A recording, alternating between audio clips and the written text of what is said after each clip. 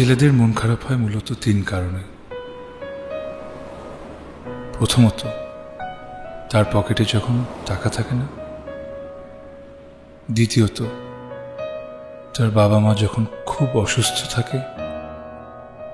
এবং তৃতীয়ত, তার ভালোবাসার মানুষ যখন জীবন থেকে হারিয়ে যায়। আজ আমার মন খারাপ, ভীষণ রকমের খারাপ। আমার আর ত্রয়ীর গল্পের শেষ পাতায় আমরা। মানুষ যে মানুষটাকে নিয়ে মন খুলে হাসতে চায়, প্রাণ ভরে বাঁচতে চায়, জীবনের কোনো অংশে এসে সে মানুষটাই মন খারাপের কারণ হয়। অথচ আমাদের হাসি খুশি আদর মাখা একটা ভালোবাসার গল্প ছিল। প্রচণ্ড প্রাণ শক্তি নিয়ে একটা জীবন একসাথে কাটিয়ে দেওয়ার কথা ছিল। কই তুমি? কেউ না, মানে বুঝলাম না, বন্ধুর বিয়ে অথচ কারো কোনো টেনশন নেই। তাড়াতাড়ি এসো। আচ্ছা, রাখছি।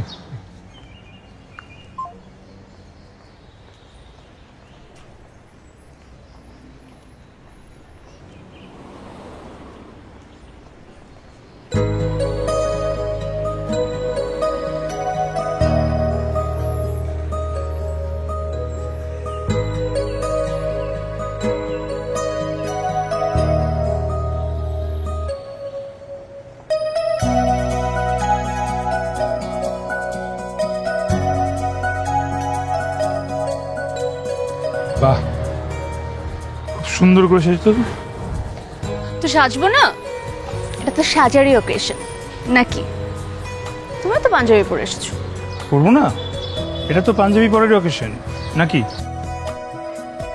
আচ্ছা, আমার কেমন লাগছে? জামাই জামাই। বিয়ের জন্য ফুলের মালা কিনা দরকার না দুটো? হ্যাঁ চলো, ওরা আস্তে আস্তে আমরা মালাগুলো নিয়ে আসি। হ্যাঁ, মালা দুটোর সাথে একটা কেকও কিনতে হবে। বিয়েতে কি কেক খাওয়ায় না? মিষ্টি খাওয়ায়, মিষ্টি কিনতে হবে। না, আমরা কেকই খাবো। কোনো সমস্যা? কোনো সমস্যা না। আপনারা দুইজন ওই বেঞ্চে বসেন, এখানে বর আর কনে বসবে। বর কনে তো আমরা দুজনই। মানে কি? বিয়ে করবেন এরা দুজন, আর জামাই বসে যাচ্ছেন আপনারা? বিষয়টা কি? আচ্ছা ঠিক আছে, বসেন বসেন। বিসমিল্লাহির রহমানির রহিম। ছেলে মেয়ের নাম বলেন। মোহাম্মদ সবুজ ইসলাম। মেয়ের নাম? জান্নাতুল ফেরদৌস কেয়া। ছেলের বাবার নাম বলেন।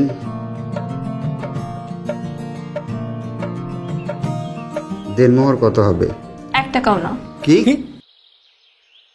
আমরা ভালোবেসে বিয়ে করছি, এখানে টাকাটা মুখ্য বিষয় না, বিশ্বাসটাই আসল। তাই আমি চাই আমাদের বিয়েতে 1 টাকাও কাবিন থাকবে না। দেখেন, বোঝার চেষ্টা করেন, দেনমোহরটা আপনার খুবই জরুরি। এটা আপনার সিকিউরিটি। বুঝতে পারছেন না কেন? ভবিষ্যতে যদি কোনো সমস্যা হয়, এই দেনমোহর আপনাকে সেভ করবে। আপনার বন্ধুকে একটু বোঝান।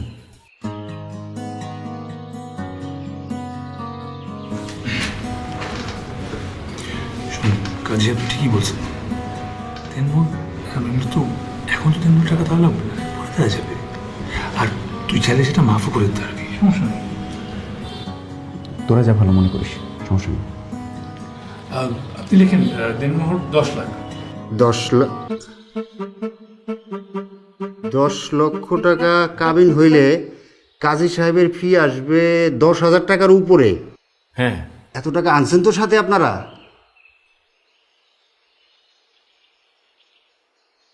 লিখে রইল। আচ্ছা,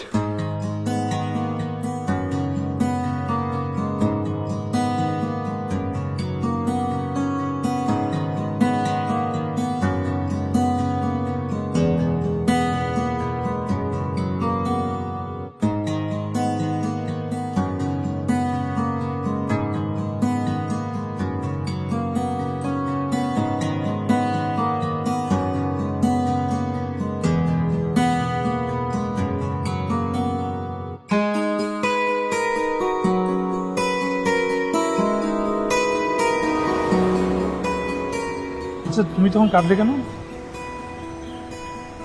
তুমি বুঝবে না। তার চেয়ে শোনো, ওদের বিয়ে দেখে না আমার খুব বিয়ে করতে ইচ্ছা করছে। আসলে না এমনি বললাম। আমি জানি ত্রয়ী এমনি এমনি বলেনি, ওর ওই মুহূর্তে বিয়ে করতে ইচ্ছে করছিল। গত 4 বছরে ওকে এতটুকু তো চিনেছি। আচ্ছা, আমাদের বন্ধু সবুজ কেয়ার বিয়ে, পরে তাদের দুপরিবার মেনে নিয়েছিল। ছোট্ট একটা অনুষ্ঠান করে ছেলে মেয়েকে গ্রহণ করে 2 পরিবার। ত্রয়ীর ধারণা আমরা আমাদের সর্বনাশটা সেদিনই দেখেছি। চলো না বিয়ে করে ফেলি। ওর মাথায় ঠিক এই জিনিসটাই আসছিল। মনের মেলে উঠছ।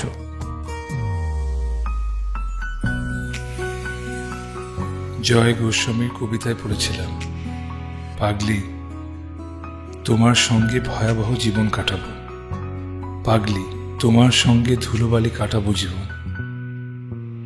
এর চোখে ধাঁধা করব, ওর জল করে দেব কাদা, পাগলি তোমার সঙ্গে ঢেউ খেলতে যাব 2 কদম। ত্রয়ীর সাথে জীবন কাটাবো ঠিক করে ফেলেছি। বিয়ে করতে ইচ্ছে করছে, চলো বিয়ে করে ফেলি, এরকম বলতে বলতে একদিন সত্যি সত্যি বিয়ে করে ফেলি আমরা। এটাকে আবার পালিয়ে বিয়ে বলা যায় না, নিজেরা নিজেরা বিয়ে বলা যেতে পারে। কারণ আমাদের বিয়ের কথা কেউ জানবে না এই 2 বন্ধু ছাড়া। অনেকদিন পরে ক্যাম্পাসে আসলাম না? ক্যাম্পাসের গাছগুলো বেশ বড় হয়ে গেছে না? সাথে দেখতে দেখতে তুই বাবা হয়ে গেলি। আচ্ছা বাদ দে না, আমাদের নিয়ে অনেক কথাবার্তা হলো, অনেক মজাও নিলি। এবার তোদের কি প্ল্যান আছে সেটা বল। আমাদের কি প্ল্যান এই ব্যাপারে শাওন স্যার বলবেন। বলেন। কি প্ল্যান? এই যে প্ল্যানের অবস্থা ঠিক এরকম, বুঝছিস? বড় ওপর বিয়ে হয়ে যাওয়ার পর মা 2 দিন পর পর আমাকে এক একটা ছেলের বাড়িটা দেখাই যাচ্ছে তো দেখাই যাচ্ছে। তুই তো চাকরি পেয়েছিস, এখন তো বিয়ের কথা বলা দরকার। কিভাবে শুরু করবো সেটাই খুঁজে পাচ্ছি না। আমরা দুজন যে অলরেডি বিয়ে করে ফেলেছি এটা তো 2 পাশে বলা যাবেই না, আবার দুজনকে পছন্দ সেটাও বলা যাবে না।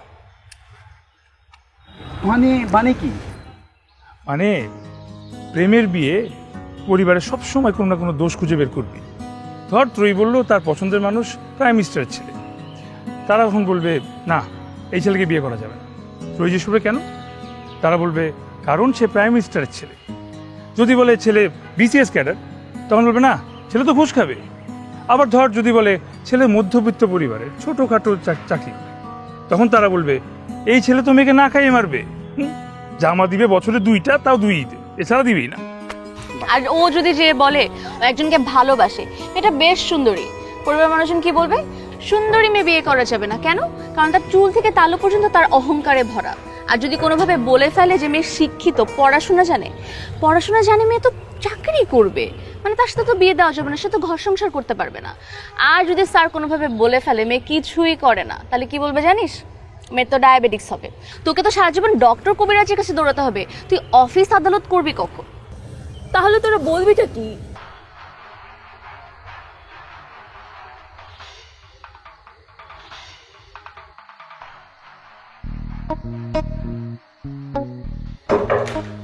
আয় কি করো আম্মু? টিভি দেখি, তুইও দেখ।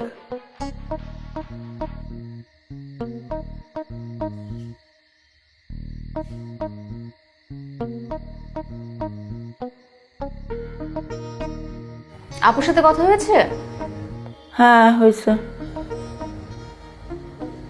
কি বললো, কেমন আছে? ভালো আছে, আমি দেখে শুনে বিয়ে দিছি, ভালো থাকারই তো কথা। জামাইটা একটা সোনার টুকরা ছেলে, আমার মেয়ের ভাগ্য ভালো। আমারও ভাগ্য ভালো। হ্যাঁ,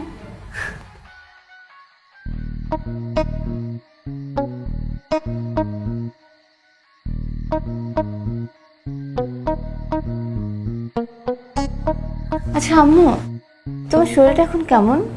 অ্যালার্জির সমস্যাটা কি কমেছে? এমন ভাবে কথা বলতেছিস না, মনে হয় 2-3 মাস পর বাসায় ফিরলি। কি বলবি সরাসরি বলে চলে যা। আম্মু শোনো না, আজকে আমার একটা বান্ধবী আছে, ওকে তো তুমি চেনো। কোনটা, যেটা পালাই গেছিল?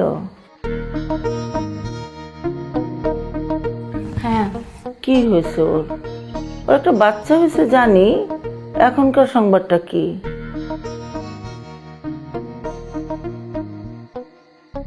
কিছু না, তুমি টিভি দেখো।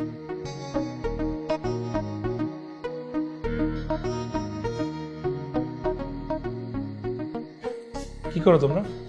এই তো তোর বাবার সাথে গল্প করছিলাম। তুই কিছু খাবি? নুডলস কিংবা পাস্তা? নামু, লাঞ্চ করলাম দেরি করে। তোমার অফিসের কি অবস্থা? জি আব্বু, ভালো। ভালো মতো কাজ করবে অফিসে, হ্যাঁ? কঠোর পরিশ্রমের কোনো বিকল্প নেই। জি আব্বু, অবশ্যই। এখন কেউ কাউকে জায়গা ছেড়ে দেয় না। দেখবে একমাত্র জায়গা মসজিদ, যেখানে একজন অন্যজনের জন্য একটু জায়গা ছেড়ে দেয়, তাছাড়া আর কোথাও কেউ দেয় না। নিজেকে এস্টাবলিশ করার আগে ডানে বায়ে কোথাও তাকানো যাবে না। কাজ কাজ আর কাজ। আমি কি তোমাকে বোঝাতে পারলাম? জি আব্বু। আমি তোমাদের বাপ বেটার কোনো কিছু বুঝতে পারছি না। আমি কিন্তু এবার আমার ছেলেকে বিয়ে দিবই দেব। ওইদিকে স্টাবলিশ হতে থাকুক, আমি ওর জন্য মেয়ে দেখা শুরু করি। তুমি কি বলছো এসব? আমি ডান বাম বলে যেটার ইঙ্গিত দিলাম তুমি সেটা নিয়ে আসছো। ওটা তো 5 বছর পরের বিষয়। ওর কি বিয়ের বয়স হয়েছে? ওর বয়স কত? জি বাবা, 29। সেটা ভুলে যাও। সার্টিফিকেট 28 মানে 88। আজকাল ছেলেরা 35 থেকে বিয়ে করে নাকি?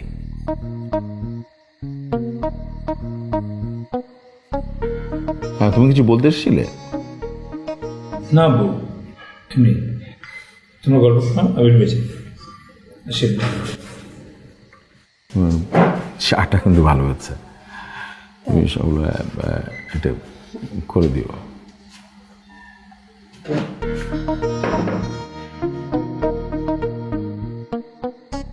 কিন্তু হাল ছাড়া যাবে না।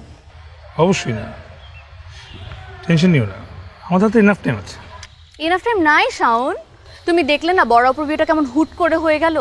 এখন আমার সিরিয়াল, আমারও দেখবে তোর জোরে শুট হয়ে গেছে। দেখবো হঠাৎ বিয়ের চাপ। আমার তো কোনো চাপই নেই।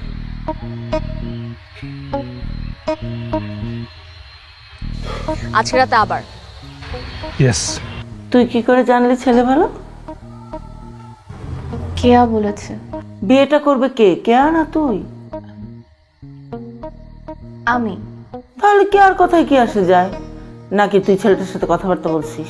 না মো, কি বলো তুমি? আমি তোমার পারমিশন ছাড়া কি কারোর সাথে কথা বলি? মোবাইলে যে তুই কার কার সাথে কথা বলিস আমার পারমিশন নিস? আব্বু, মেয়েটা খুব ভালো, সহজ সরল। আমার কাছে তার চেয়ে গুরুত্বপূর্ণ হচ্ছে আর বাবা মাকে ভালোবাসবে। আমার কাছে মনে হচ্ছে সে এরকম। এই সব কিছু তোমার মনে হলো জাস্ট তোমার কলিগদের সঙ্গে এক নজর দেখি? কি করে ছেলেটা? জব করে। কোথায়? প্রাইভেট কোম্পানিতে। প্রাইভেট কোম্পানিতে চাকরি করে?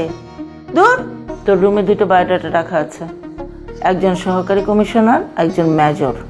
দেখ গিয়ে যা। আমার কলিগের মুখে শুনে আমার এমনটা মনে হয়েছে, কিন্তু এই মেয়ের সঙ্গে পূর্বে কোনোদিন কখনো আমার কথা কিংবা দেখা হয়নি। মানে তোমার এমন মেয়ে লাগবে যে আমাদের মানে তোমার বাবা মাকে ভালোবাসবে, কেয়ারিং হবে, তাই তো? জি আব্বু। তাহলে আমাদেরকে কোন মেয়ে বেশি ভালোবাসবে, শ্রদ্ধা করবে, সেটা আমাদের চেয়ে কেউ ভালো বুঝবে না। তাহলে মেয়েটাকে আমাদেরকেই খুঁজে বের করা উচিত। আর তাছাড়া তো তাড়াহুড়োর কিছু নেই, আমাদের হাতে তো 6-7 বছর সময় আছে। তুমি একদম চিন্তা করো না, মনোযোগ দিয়ে কাজ করো, ঠিক আছে? যাও, বসে থাকো না, যাও।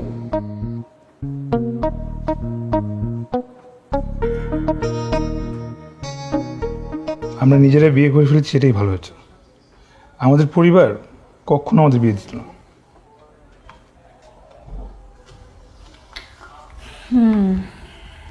আচ্ছা, তোমার আব্বু এটা কি পেয়েছে বলো তো?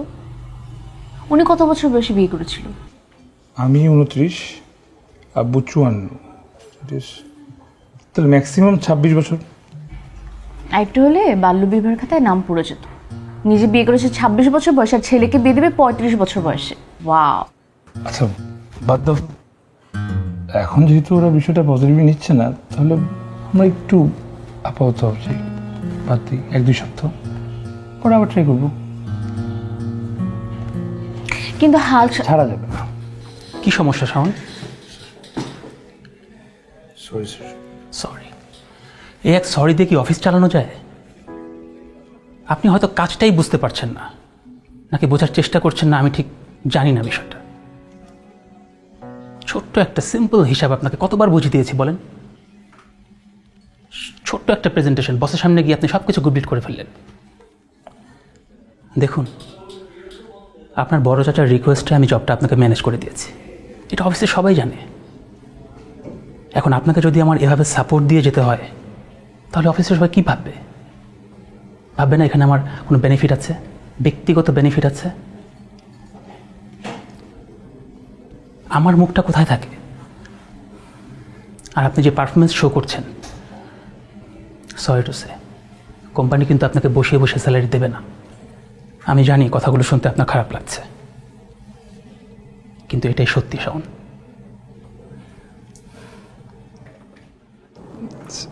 স্যার সরি, আমি কথা দিচ্ছি আমি কনসেন্ট্রেশন আবার বাড়াবো স্যার। শিওর, বাড়াতেই হবে। Good luck.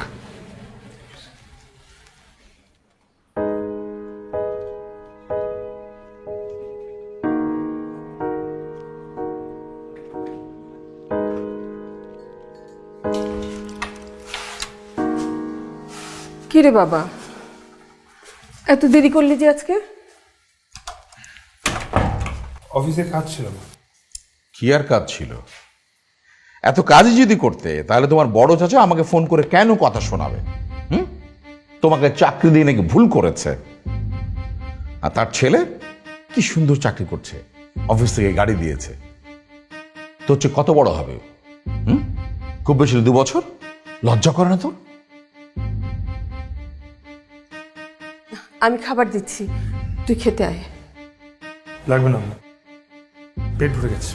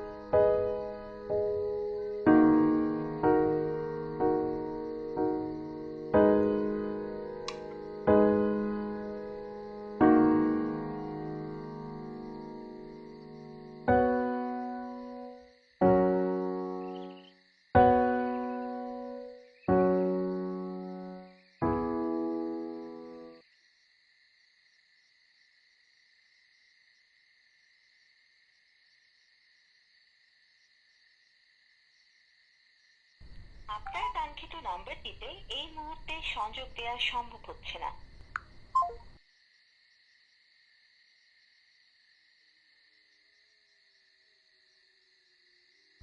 আপনার কাঙ্ক্ষিত নাম্বারটিতে এই মুহূর্তে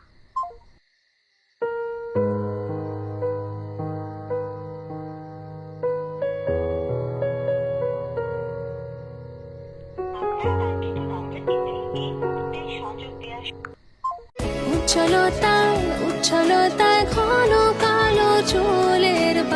রানাপুরি হেয়ার লাইট হেয়ার অয়েল, চুল হোক ঘন কালো মসৃণ প্রতিদিন। আমি যেটা বলেছি সেটাই সত্যি। এমন কিছুই না। তাহলে তুমি তো চেঞ্জ হয়ে গেছো কেন? কি কারণে? আমাদের শেষবার কবে দেখা হয়েছে তোমার মনে পড়ে? 7-8 দিন আগে। এই 7-8 দিনে তুমি আমাকে একটা বড় দেখা করার কথা বলেছো? বলো। আর আজ আমি না বললে আমাদের দেখাই হতো না। আগে কি এরকম হয়েছে? দেখা করার জন্য অস্থির হয়ে থাকতে। আমি লাস্ট কবে তোমার সাথে 10 মিনিট ফোনে সুন্দরভাবে কথা বলেছি আমার মনে পড়ে না। এখন হয়তো তুমি ফোন ধরো না, আর হয়তো ফোন ধরে বলো তুমি খুবই টায়ার্ড, আজকে কথা বলতে পারবে না। সবচেয়ে বেশি কোনটা হয় জানো? যখনই আমাদের কথা শুরু হয় ঠিক তখনই তোমার অফিসের ফোন চলে আসে। আচ্ছা, এগুলো কি সমস্যা নাকি তুমি আমাকে গ্র্যান্টেড হিসেবে নিয়ে নিয়েছো? মানে ওকে তো পেয়ে গেছি, এমন কিছু?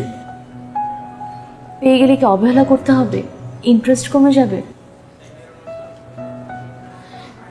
শাওন, নীল রঙের 2 পেজে করা সিগনেচার তখনই গুরুত্বপূর্ণ যখন তুমি সম্পর্কটাকে গুরুত্ব দিবে। যখন অবহেলা করবে তখন এই সিগনেচারে কিছু আসা যায় না, অর্থহীন হয়ে যায়। এমন কোনো কিছুই না। কদিন হলো আমি নতুন চাকরিতে জয়েন করেছি, নতুন কাজ, নতুন পরিবেশ, সব কিছু মিলে না ভীষণ চাপে আছি।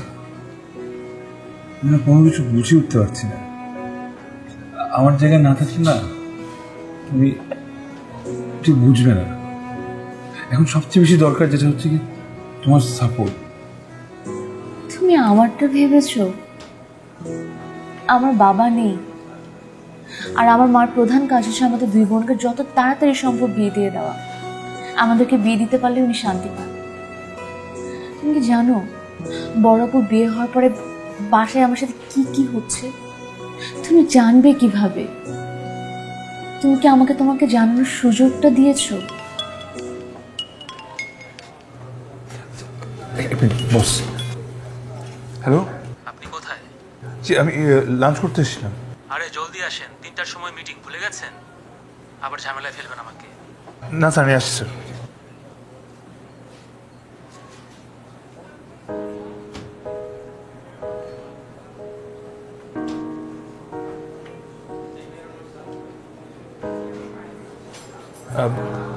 আমি অফিসে তোমার বাসা নিচে আসবো, এসে গল্প।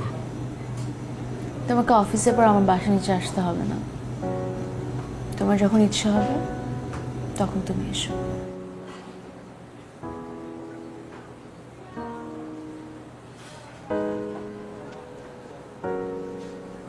আমি তুমি কল করবো।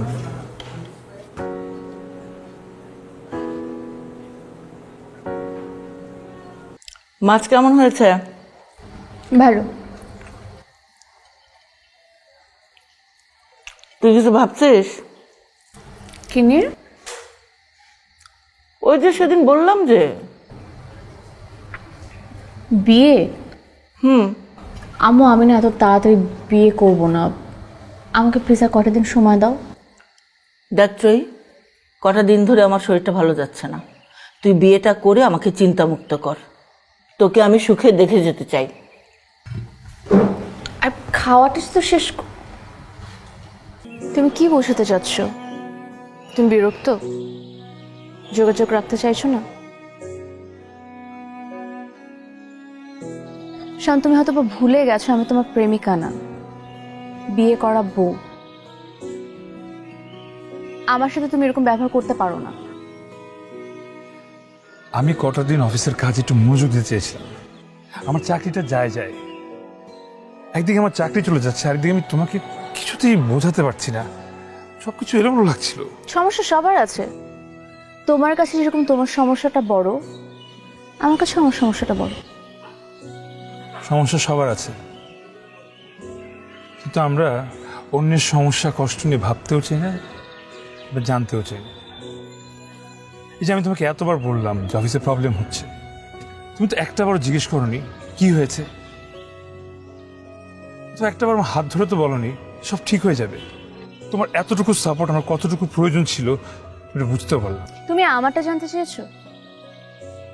আমার বিষয়টা নিয়ে কথা বলতে চেয়েছো? তোমার তো একটাই সমস্যা, বিয়ে বিয়ে বিয়ে। মানে বিয়ে ছাড়া কি আর কিছু নাই জীবনে? এখন বিয়েটা তোমার কাছে এত তুচ্ছ আর বিরক্তিকর মনে হচ্ছে যে বিরক্তর পরিমাণটা বোঝানোর জন্য বিয়ে শব্দটা তোমাকে 3 বার বলতে হলো?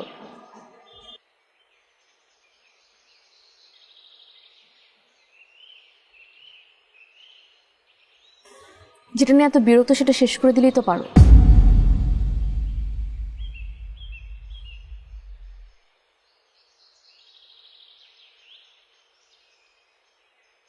নিজেরা বিয়ে করার সবটা খারাপ হলো, একটা পজিটিভ দিক পাওয়া গেল। 6 মাস, 1 বছর, 2 বছর আমরা একসাথে কাটাতে পারলাম না। বছরের পর বছর কাটাতাম কিভাবে? তার চেয়ে ভালো কেউ জানলো না, বিয়ে হলো, বিচ্ছেদ হলো, এটাই ভালো। সমাজ তো জানলো না।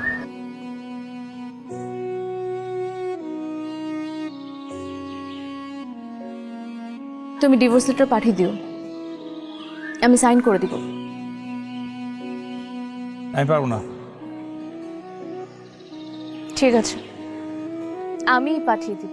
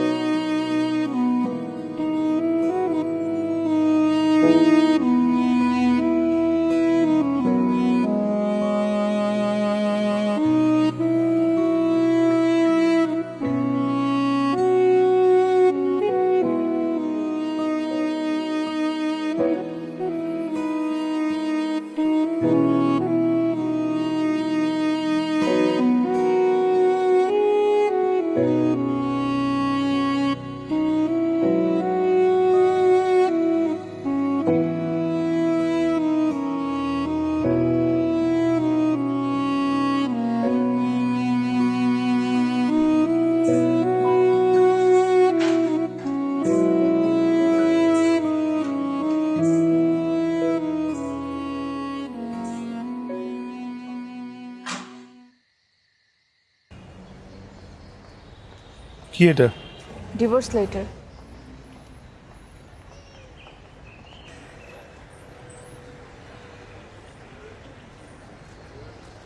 সাইন করে পাঠিয়ে দিও।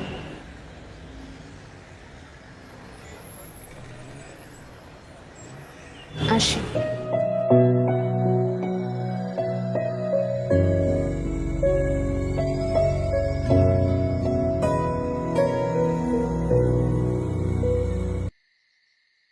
কেমন আছো তুমি? সুনীল গঙ্গোপাধ্যায় লিখেছিলেন, তোমাকে যখন দেখি তার চেয়ে বেশি দেখি যখন দেখি না। এই না দেখে থাকাটা অনেক কষ্টের। তোমারও কি খারাপ লাগছে? তুমি বলেছ আমার ভালোবাসা বদলে গেছে, আমি বদলে গেছি। আসলে কি তাই? তাহলে আমার কেন খারাপ লাগছে? কেন লিখতে গিয়ে চোখ ভিজে আসছে?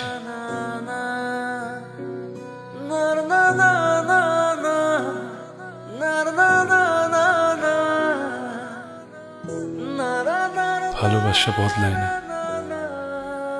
নিয়ম সময়ের সাথে রূপ পরিবর্তন হয়।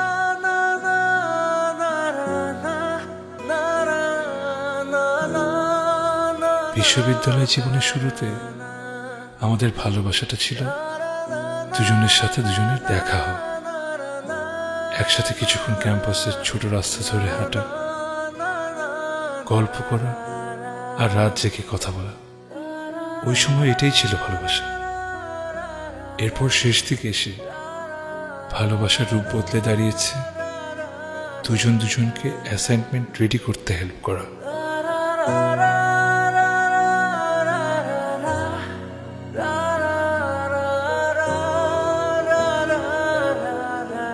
এখন আমার জন্য ভালোবাসা হয়ে দাঁড়িয়েছে আমার চাকরিটা টিকিয়ে রাখা।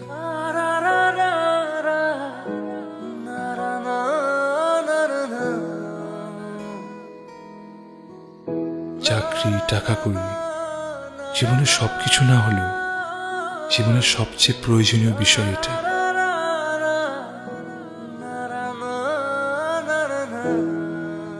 একটা সময় আমাদের বাচ্চা হবে, তখন ভালোবাসা হয়ে যাবে বাচ্চাটাকে বড় করা।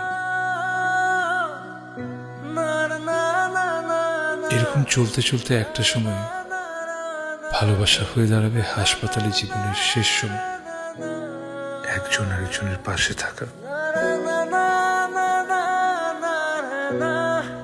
গল্পটা আমাদেরই থাকবে, ভালোবাসা শুধু রূপ বদলাবে, কিন্তু ভালোবাসার মানুষটা বদলাবে না। ঘুরে ফিরে সবকিছু আমাদের। ভালোবাসাটা শুধু তোমার জন্যই।